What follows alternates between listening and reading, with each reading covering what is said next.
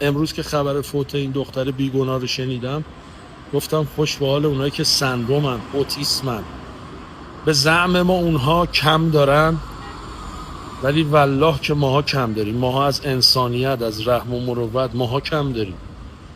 چه جونه برایی هستیم.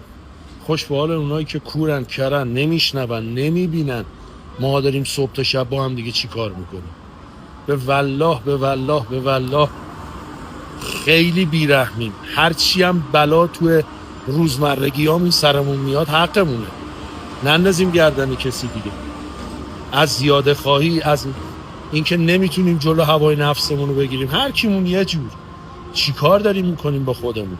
این دختر به شکل فیزیکی قتل از دنیا رفته. صبح تا شب ماها داریم با رفتارامون، با نیش و کنایه هامون هم دیگه رو میکشیم. خدا به داد دل پدر مادر این بچه برسه.